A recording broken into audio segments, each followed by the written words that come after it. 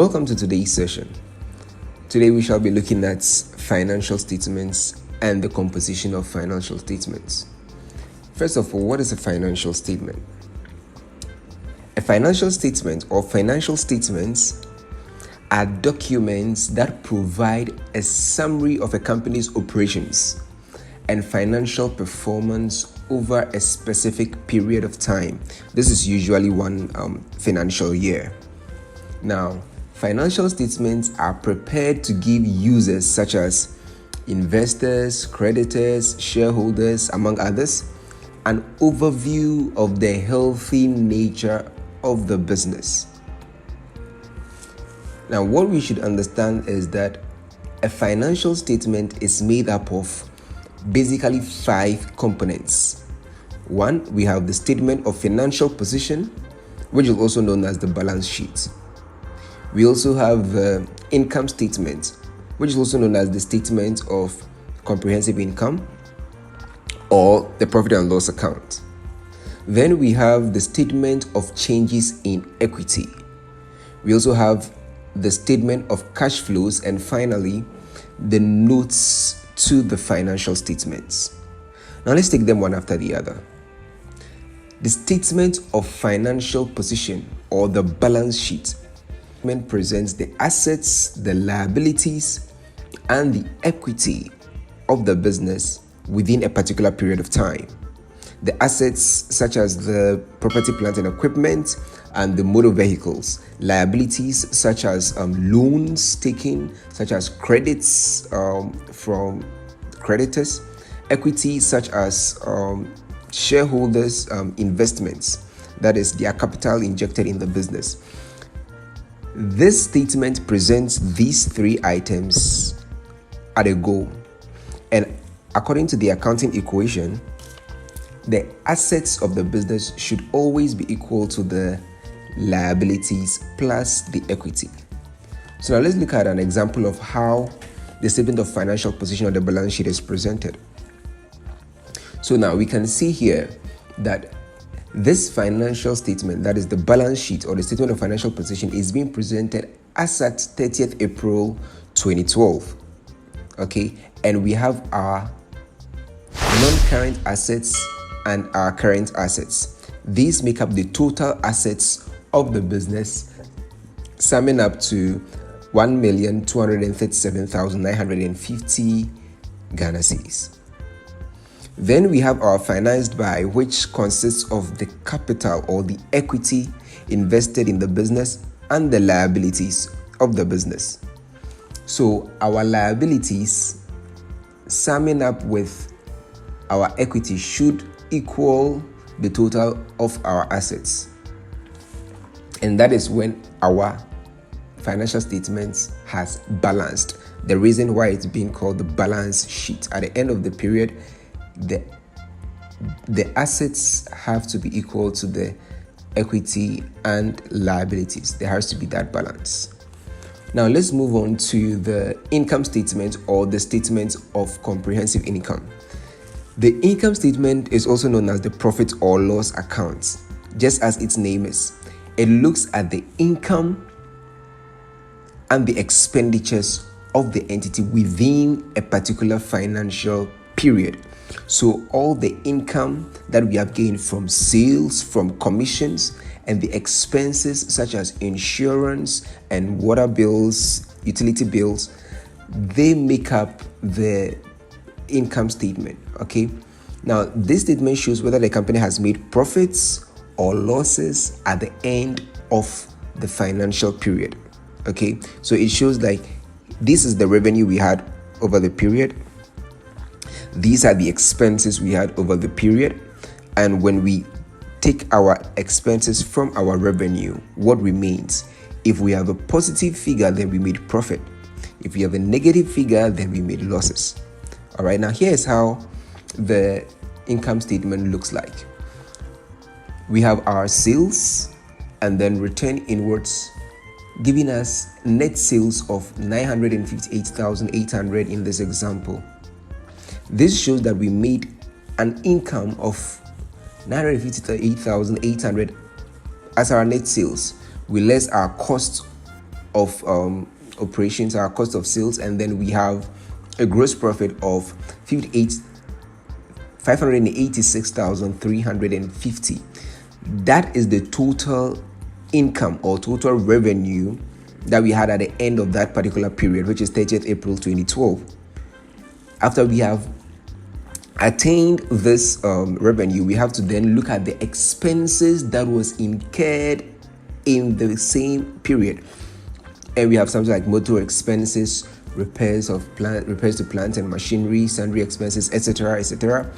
Lessen them from the income of the period gives us a net profit of 144,900.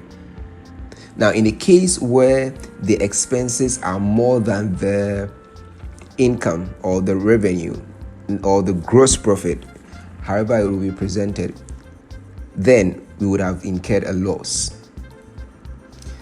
All right, now let's move on to the next financial statement, which is the statement of changes in equity. This statement shows the movement, in the equity or shareholdings of the business. It shows whether the equity in the business increased or decreased within a particular financial period. Now an example is presented before us. We have the stated capital, the retained earnings, the capital surplus, share deal, and then the total equity. And we start with the balance at the beginning of the period. So at the beginning of the period, these balances currently represented by X's, because we haven't put any values in there, but then currently represented by X's, and at the end of the period, after our additions and subtractions, this will show whether we had an increase or a decrease in the shareholdings of the business. Our next financial statement is the statement of cash flows. Our statement of cash flows presents all the cash that has come in and gone out of the business within a given financial period. Every cash, every money, not credits, cash that came in and went out of the business is what we are going to present in the statement of cash flows. And we present them according to operating activities. Now, the operating activities looks at the cash revolving around or cash relating to the actual core business of the entity, right? So for instance,